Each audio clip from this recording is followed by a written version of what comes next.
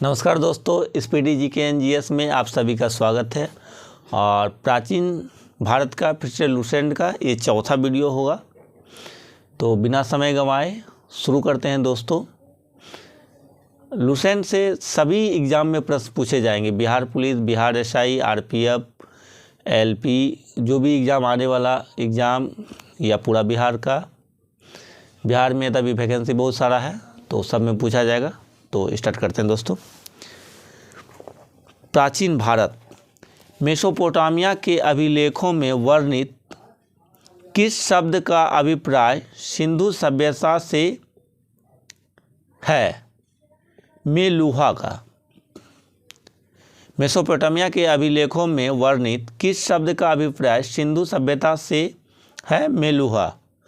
संभवतः हड़प्पा संस्कृति का शासन किसके हाथों में था? तो वणिक वर्ग के। हड़प्पा संस्कृति का शासन किसके हाथों में था? तो वणिक वर्ग के। वैदिक का विभाजन दो भागों में हुआ था। कौन कौन? एक उत्तर वैदिक काल 1500 से 1000 ईसा पूर्व, और उत्तर वैदिक काल।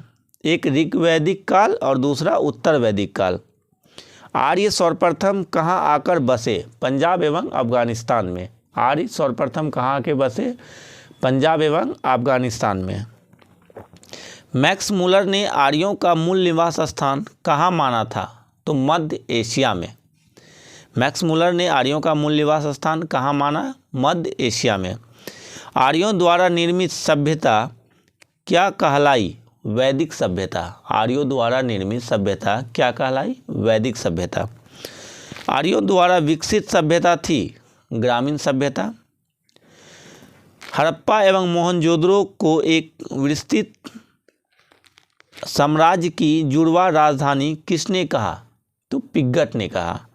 हड़प्पा एवं मोहनजोदड़ो को एक विस्तृत साम्राज्य की जुड़वा राजधानी किसने कहा? पिग्गट ने कहा। सिंधु सभ्यता के लोग धरती को क्या मानकर पूजा करता था? उर्वरता की देवी। सिंधु सभ्यता के लोग धरती को क्या मानकर पूजा करता था? उर्वरता की देवी। वृक्ष पूजा एवं शिव पूजा के प्रचलन के साक्ष्य किससे मिला था? किस सभ्यता से? सिंधु सभ्यता से। वृक्ष पूजा एवं शिव पूजा के प्रचलन के साक्ष्य किससे मिला था? तो सिंधु सभ्यता से। स्वास्तिक चिन्ह किसका देन है? हड़प्पा सभ्यता का। स्वास्तिक चिन्ह किस सभ्यता का देन है? हड़प्पा सभ्यता का। सिंधु सभ्यता में सर्वाधिक किसकी उपासना प्रचलित थी? मातृदेवी की। मातृदेवी की। पशुओं में सर्वाधिक पूजी जाने वाली जानवर कुंवर वाला सांड था। सैंधववासी का समाज कैसा था? सैंधववासी का समाज मातृसत्तात्मक था। सैंधववासी किस प्रकार का वस्त्रों का प्रयोग करते थे? ऊनी और सूती। सैंधववासी किस प्रकार के वस्त्र का प्रयोग करते थे? सूती और ऊनी। सिंधु घाटी के लोग किससे परिचित नहीं थे? तो तलवार से। कालीबंगन का क्या अर्थ है? कालीबंगन का अर्थ होता है काली चूड़ियाँ, काले रंग की चूड़ियाँ। सैंधव सभ्यता के विनाश का क्या कारण था? सैंधव सभ्यता बाढ़ के कारण जो है कि विनाश हो गया था। आग में पकी हुई मिट्टी को क्या कहा जाता है? टेराकोटा। आग में पकी हुई मिट्टी को क्या कहा जाता है? टेराकोटा कहा जाता है। आर्यों की भाषा क्या थी? आर्यों की भाषा संस्कृत थी। आर्यों की प्रशासनिक इकाई कितने भागों में बटा गया था? तो 5 भागों में बटा गया था। आर्यों की प्रशासनिक इकाई कितने भागों में बटा गया था? 5 भागों में। ग्राम के मुखिया ग्रामिणी एवं विष का प्रधान विषपति तथा जन के शासक को क्या कहते थे? राजन। ग्राम के मुखिया ग्रामीण एवं विष का प्रधान विषपति तथा जन के शासक को क्या कहते थे? राजन कहते थे।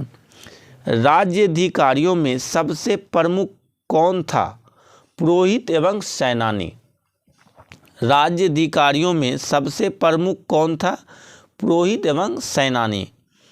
सूत, रत्कार तथा कामादी नामक अधिकारी क्या कहे जाते थे? रत्नी।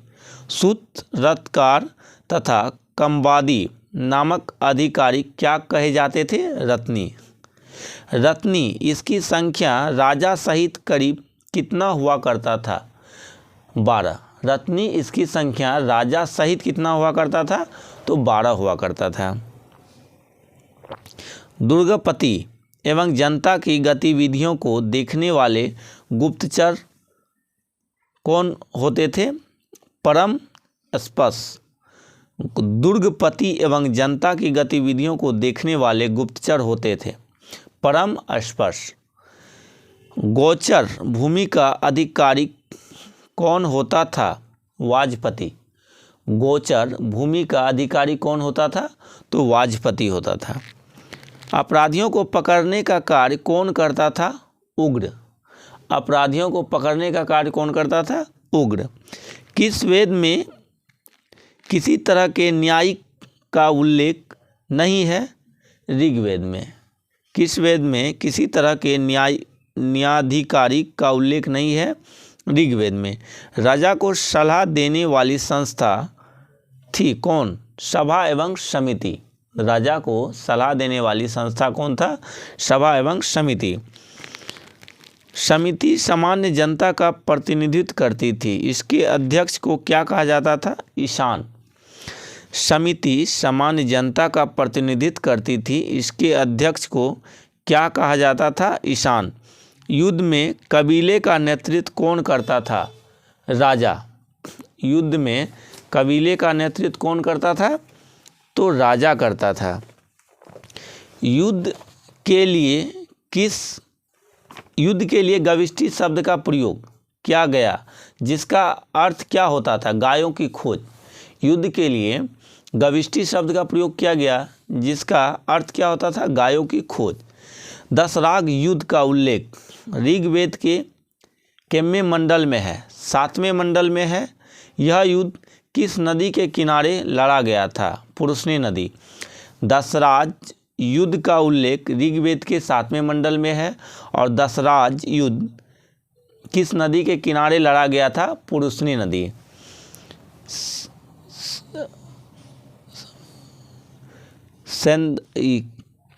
ऋग्वेद समाज कितने वर्णों में विभक्त था? तो 4 वर्णों में। ब्राह्मण, क्षत्रिय, वैश्य और शूद्र।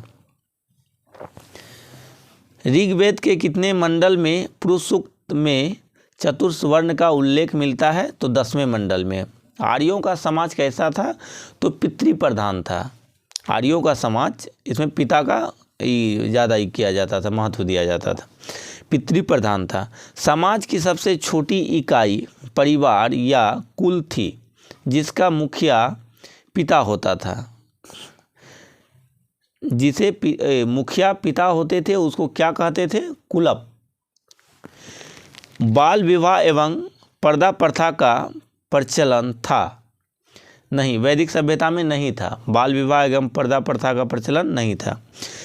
जीवन भर अविवाहित रहने वाली महिला को क्या कहा जाता था? अमाजू। जीवन भर अविवाहित रहने वाली महिला को क्या कहा जाता था? अमाजू।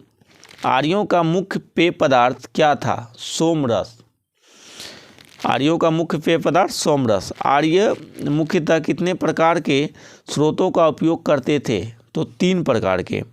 आर्यों के मनोरंजन के मुख्य साधन संगीत, रथ दौड़, घुड़दौड़ और ध्रुत कीड़ा। आर्यों का मुख्य व्यवसाय क्या था? पशुपालन एवं कृषि। आर्यों का मुख्य व्यवसाय क्या था? पशुपालन एवं कृषि। आर्यों का प्रिय पशु घोड़ा एवं सर्वाधिक प्रिय देवता तो इंद्र। और इंद्र के लिए कितना शब्द प्रयोग किया जाता है? तो 2.5 अक्षर है, 250 शब्द। और आग के लिए 200 शब्द। आर्यों द्वारा खोजी गई धातु लोहा थी, जिसे श्याम ऐस कहा जाता था। तांबे को लोहित ऐस कहते थे। व्यापार हेतु दूर दूर तक जाने वाले व्यक्ति को क्या कहते थे? पनी। ऋण देकर ब्याज लेने वाले व्यक्ति को क्या कहा जाता था? सूदखोर या वैकनॉट। मनुष्य एवं देवता के बीच मध्यस्थ की भूमिका निभाने वाला देवता कौन है? तो अग्नि। मनुष्य एवं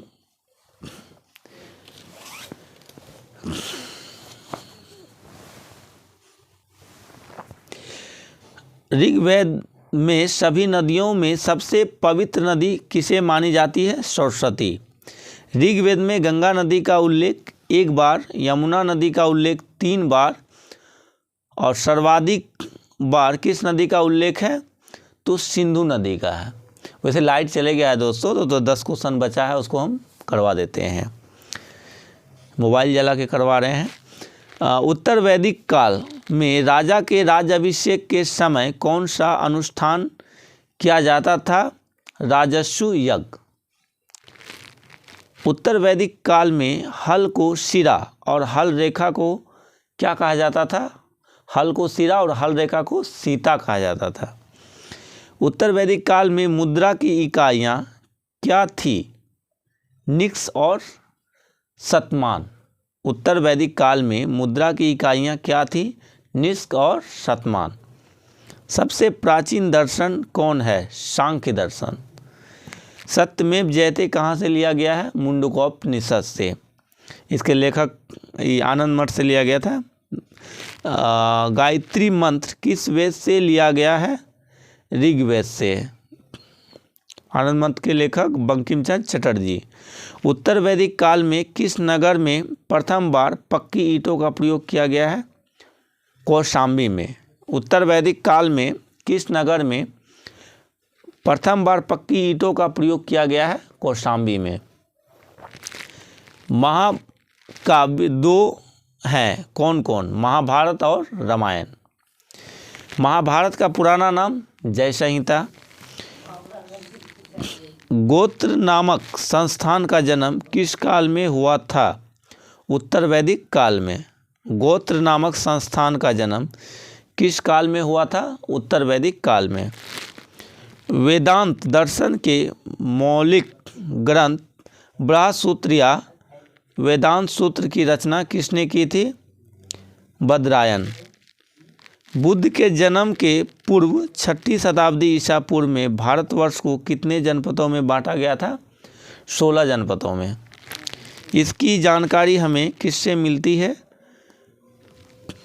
वैदिक ग्रंथ अंगुत्तर निकाय से। तो ठीक है दोस्तों, मिलते हैं नेक्स्ट वीडियो में। तब तक के लिए वीडियो अच्छा लगे तो चैनल को सब्सक्राइब करें, लाइक करें, कमेंट करें, शेयर करें। धन्यवाद।